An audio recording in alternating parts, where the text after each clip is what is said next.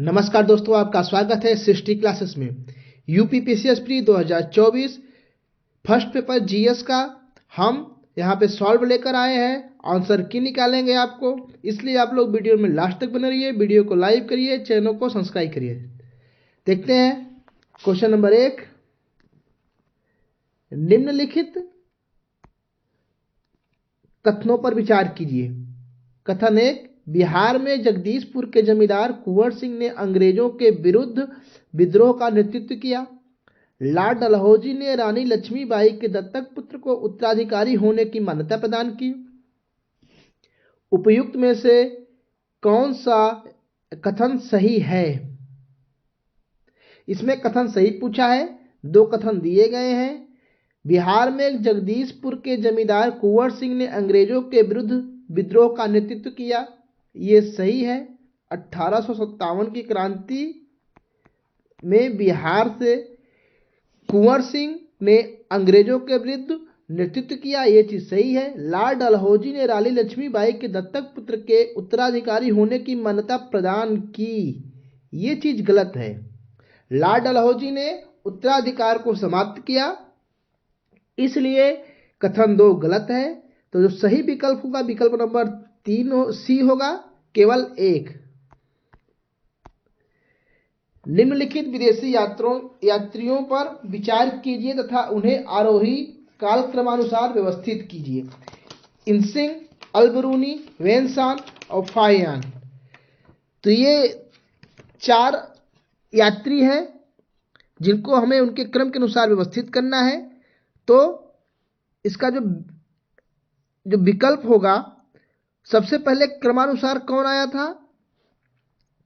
क्रमानुसार आए थे फाहियान 4 नंबर पे, फिर ह्वेनसांग हर्षवर्धन के काल में, फिर इनसिंग और फिर उसके बाद अलबरूनी। यानी 4 3 2 1। विकल्प किसमें सही है? विकल्प बी में। यानी क्वेश्चन नंबर 2 का जो सही विकल्प होगा विकल्प नंबर 2। नीचे 2 कथन दिए गए हैं, जिनमें से एक को अभिकथन ए तथा दूसरे को कारण आर कहा गया है। अभिकथन ए क्या कहता है? बलबन ने अपने शासन को सुदृढ़ बनाया और संपूर्ण सत्ता को अपने हाथों में केंद्रित कर लिया। कारण आर क्या कहता है? वह उत्तर पश्चिम सीमा को मंगोल आक्रमणों से सुरक्षित करना चाहता था। कूट दिया गया है, ए सही है किंतु आर गलत है। बी विकल्प दिया गया है, ए गलत है किंतु आर सही है। सी विकल्प दिया गया है, ए तथा आर दोनों सही है किंतु आर ए की सही व्याख्या नहीं करता है। डी दिया गया है, ए तथा आर दोनों सही हैं और आर ए की सही व्याख्या करता है। क्वेश्चन नंबर 3 का जो सही विकल्प होगा वो विकल्प नंबर 3 होगा, सी, विकल्प नंबर सी। बलबन ने अपने शासन को सुदृढ़ बनाया और संपूर्ण सत्ता को अपने हाथों में केंद्रित कर लिया, ये भी सही है, क्योंकि बलबन अपने को सत्ता का ईश्वरीय शक्ति मानता था और वह उत्तरी पश्चिम सीमा को मंगोल आक्रमणों से सुरक्षित करना चाहता था। ये दोनों सही हैं, लेकिन ये दोनों एक दूसरे की सटीक व्याख्या नहीं करते, इसलिए क्वेश्चन नंबर 3 का जो सही विकल्प होगा विकल्प नंबर सी होगा। क्वेश्चन 4, लेखक और उनकी पुस्तकें दी गई हैं। सूची 1 में लेखक और सूची 2 में पुस्तकें। ए लल्लन जी गोपाल, बी हबीब एवं निजामी, सी के एस लाल, डी दशरथ शर्मा। पुस्तक 1 में क्या दिया गया है? A comprehensive history of India the Delhi सल्तनत। 2 क्या दिया है? The economic life of northern the India. 3 क्या दिया गया है? Early Chauhan dynasties. 4 क्या दिया गया है? History of the Khaljis. जो क्वेश्चन नंबर 4 का जो सही विकल्प होगा, हम पहले देखते हैं क्या है। जो लल्लन जी की हो जाएगी, लल्लन जी की जो पुस्तक हो जाएगी वो हो जाएगी 2। हबीब की क्या हो जाएगी? A comprehensive history of India the Delhi सल्तनत, यानी 1। के एस लाल की क्या हो जाएगी? के.एस. लाल की जो पुस्तक होगी हिस्ट्री ऑफ द खलजीज यानी 4। दशरथ शर्मा की जो पुस्तक हो जाएगी अर्ली चौहान डायनेस्टी यानी 3। क्रॉस हो गया 2 1 4 3 यानी विकल्प नंबर डी। क्वेश्चन नंबर 4 का जो सही विकल्प होगा वो विकल्प नंबर डी होगा। क्वेश्चन 5 क्या है, विलियम ए जे आर्कबोल्ड के संदर्भ में निम्नलिखित में से कौन सा कथन सही नहीं है। विकल्प 1, वे म्यूर सेंट्रल कॉलेज इलाहाबाद के प्राचार्य थे। वे लाहौर कॉलेज लाहौर के प्राचार्य थे। वे MJO कॉलेज अलीगढ़ के प्राचार्य थे। वे राजकीय कॉलेज ढाका के प्राचार्य थे। इन चारों में से जो सही विकल्प है वो विकल्प नंबर डी होगा। वे राजकीय कॉलेज ढाका के प्राचार्य नहीं थे। यानी इस क्वेश्चन नंबर 5 का जो सही विकल्प होगा विकल्प नंबर डी। इसमें नहीं पूछा है यानी ये ऑप्शन गलत है। क्वेश्चन नंबर 6, निम्नलिखित घटनाओं पर विचार कीजिए तथा उन्हें प्रारंभ से काल क्रमानुसार व्यवस्थित कीजिए। बेल्लोर की घटना, नाना फडणवीस की मृत्यु, बेलेजली को वापस बुलाना, एंग्लो नेपाली युद्ध। जो क्वेश्चन नंबर 6 का विकल्प होगा उसमें सबसे पहली घटना क्या थी, एंग्लो नेपाली युद्ध यानी 4। फिर उसके बाद क्या घटना थी, बेल्लोर का विद्रोह यानी 1। उसके बाद की घटना बेलेजली को वापस बुलाना यानी 3। उसके बाद नाना फडणवीस की मृत्यु यानी 2।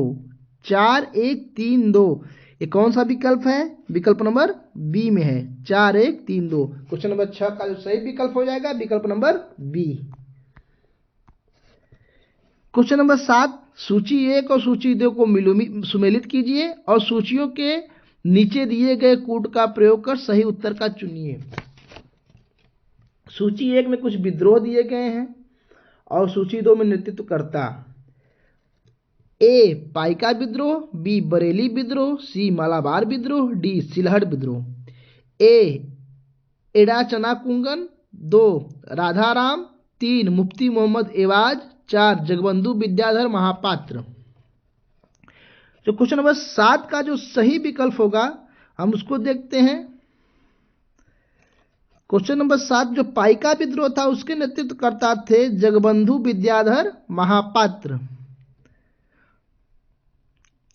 बरेली विद्रोह के जो नेतृत्वकर्ता थे वो मुफ्ती मोहम्मद एवाज थे।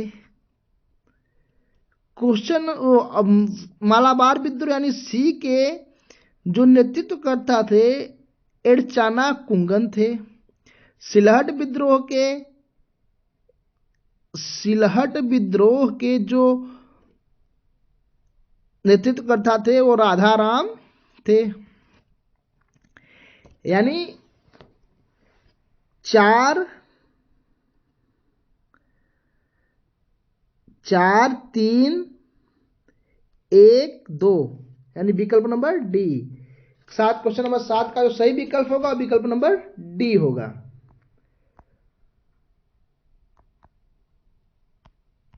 क्वेश्चन नंबर 8 पे देखते हैं।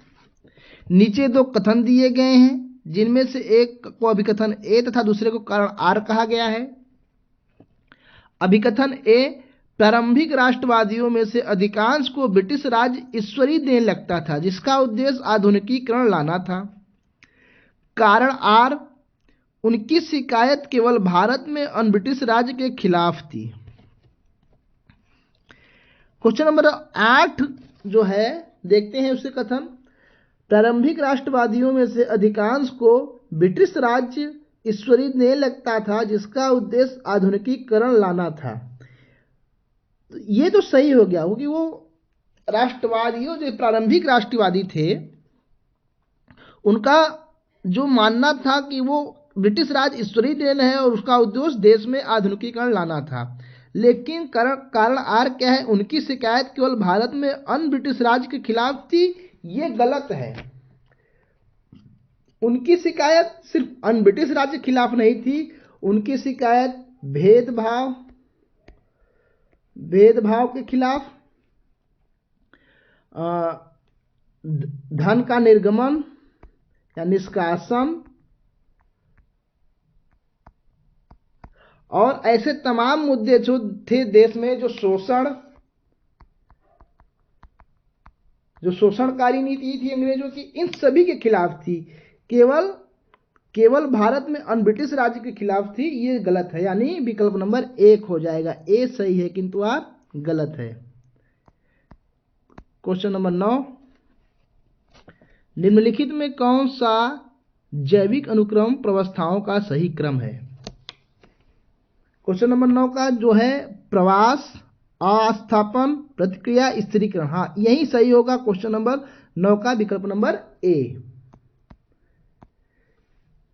क्वेश्चन नंबर 10 दिया गया है, नीचे 2 कथन दिए गए हैं जिनमें से एक को अभिकथन ए तथा दूसरे को कारण आर कहा गया है। अभिकथन ए, सापेक्षिक आर्द्रता वायु में तापमान वृद्धि के साथ घटती है। ये सही है। वाष्पीकरण में वृद्धि के साथ निरपेक्ष आर्द्रता में वृद्धि होती है। ये भी सही है। कथन 1 और कथन कारण आर दोनों सही हैं, लेकिन इन दोनों में आपस में कहीं समानता नहीं दिखती, यानी ये दूसरे की सही व्याख्या नहीं करते। इसलिए इसका जो क्वेश्चन नंबर 10 का सही विकल्प होगा विकल्प नंबर डी होगा। क्वेश्चन नंबर 11, निम्नलिखित में से कौन सा सही सुमेलित है? हेलोक्लाइन, सागरी जल तापमान, ये गलत है। सागरी जल घनत्व होगा। पाइनोक्लाइन, ये भी गलत है। थर्मोक्लाइन, वायु का तापमान, ये भी गलत है। इकोक्लाइन, जैव विविधता, यानी 11 का डी सही सुमेलित है। क्वेश्चन नंबर 12, पौधारोपणशाला, सूची 1 सूची 2 दी गई है, उनका मिलान करना है। ए पौधारोपणशाला, बी क्रायोफाइट स्टेपी, सी विश्व के पुष्पी क्षेत्र, डी पुस्तजा घास मैदान। सूची 2 में 1 में हंगरी, 2 में एडोल्फ एंगलर, 3 में सीओ सावर, 4 में आर्कटिक टुंड्रा। क्वेश्चन नंबर 12 होगा, उसको हम देखते हैं। जो ए का होगा वो होगा सीओ सावर, पौधारोपणशाला का सीओ सावर। बी का हो जाए क्रायोफाइट स्टेपी का आर्कटिक टुंड्रा। सी का क्या होगा? विश्व के पुष्पीय क्षेत्र हंगरी, पुस्तजा घास के मैदान, एडोल्फ एंगलर, यानी 2। तो जो इसका जो सही विकल्प होगा 3 4 1 2, 3 4 1 2 किस विकल्प में है? विकल्प नंबर 3, यानी क्वेश्चन नंबर 12 का जो सही विकल्प होगा विकल्प नंबर 3। क्वेश्चन नंबर 13, निम्नलिखित समूहों में से किसमें केवल आगत उपकरण इनपुट डिवाइस है? Mouse keyboard scanner, B mouse keyboard projector, C mouse keyboard monitor, D mouse keyboard printer. Question number 13 का जो सही विकल्प होगा विकल्प नंबर 1, माउस कीबोर्ड स्कैनर, ये तीनों इनपुट डिवाइस हैं। क्वेश्चन नंबर 14 देखते हैं, कंप्यूटर मेमोरी का वह कौन सा भाग है जो विद्युत आपूर्ति बाधित होने पर भी अपरिवर्तनशील रहता है? रोम, रैम, रैम उपयुक्त में से कोई नहीं, यानी क्वेश्चन नंबर 14 का सही विकल्प होगा रोम। निम्नलिखित में से कौन सा फ़ारेनहाइट अर्थात सेल्सियस डिग्री के बीच सही संबंध दर्शाता है? तो इसका जो फार्मूला होता है वो फार्मूला होता है F degree is equal to 9/5 degree Celsius plus 32। यही इनके बीच में संबंध दर्शाने का फार्मूला होता है। अब ये किस विकल्प में दिया गया है? ये भी नहीं होगा, ये भी नहीं होगा। F, हाँ, ये क्वेश्चन नंबर 15 का जो सही विकल्प होगा वो विकल्प नंबर सी। चलते हैं नेक्स्ट क्वेश्चन पे। क्वेश्चन नंबर 16, निम्नलिखित में से कौन सा कथन सही नहीं है? ए, डीएनए की कार्यात्मक इकाई को जीन कहते हैं, ये सही है। किसी कोशिका का केंद्रक कोशिकीय विभाजन प्रजनन में हिस्सा नहीं लेता है। क्रोमोसोम संततियों के लिए सूचनाएं संरक्षित रखते हैं, ये भी सही है। क्रोमोसोम डीएनए तथा प्रोटीन से बने होते हैं, ये भी सही। यानी क्वेश्चन नंबर 16 का सही विकल्प होगा विकल्प नंबर बी। क्वेश्चन नंबर 17, नीचे दो कथन दिए गए हैं जिनमें से एक को अभिकथन ए तथा दूसरे को कारण आर कहा गया है। अभिकथन ए, कार्बन डाइऑक्साइड सल्फर डाइऑक्साइड तथा नाइट्रोजन के ऑक्साइड गैसें वर्षा जल में घुल जाती हैं और अम्लीय वर्षा उत्पन्न करती हैं। कार्बन डाइऑक्साइड, सल्फर डाइऑक्साइड और नाइट्रोजन के ऑक्साइड जैसी गैसें की उच्च सांद्रता के कारण वायु प्रदूषित होता है। ये दोनों सही हैं और दोनों एक दूसरे की व्याख्या भी कर रहे हैं, यानी क्वेश्चन नंबर जो 17 का सही विकल्प होगा विकल्प नंबर डी होगा। क्वेश्चन नंबर 18, नेपाल भारत अंतर्राष्ट्रीय संस्कृत सम्मेलन 2024 के संदर्भ में निम्नलिखित में से कौन सा कथन सही है। कथन एक, यह नई दिल्ली में आयोजित किया गया था। यह 3 दिवसीय सम्मेलन नीति अनुसंधान प्रतिष्ठान द्वारा आयोजित किया गया था। नीचे दिए गए कूट में सही उत्तर चुनिए। जो कथन एक है, ये कथन एक गलत है क्योंकि यह नई दिल्ली नहीं, ये नेपाल के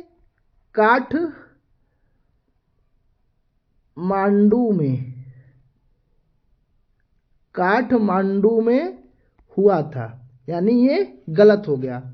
यानी विकल्प एक गलत है, यानी विकल्प 2 सही है, यानी 18 का डी हो जाएगा। 19 का देखते हैं, lunar polar exploration mission LUPEX के संदर्भ में निम्नलिखित में से कौन सा कथन सही है। यह भारत और जापान के बीच संयुक्त चंद्र मिशन के लिए साझेदारी है जो भविष्य में लॉन्च किया जाएगा। जाक्सा मिशन के लिए लैंडर विकसित करने के लिए जिम्मेदार है, जबकि इसरो रोवर और लॉन्च वाहन को संभाल रहा है। नीचे दिए गए कूट में सही उत्तर चुनिए। यह भारत जापान के बीच संयुक्त चंद्र मिशन के लिए साझेदारी है जो भविष्य में लॉन्च किया जाएगा, यानी ये भी सही है। जाक्सा के मिशन के लिए लैंडर विकसित करने के लिए जिम्मेदार है, जबकि इसरो रोवर और लॉन्च वाहन संभाल रहा है, ये भी सही है। क्वेश्चन नंबर 19 जो सही विकल्प होगा वो दोनों सही, यानी 1 और 2 दोनों सही हैं।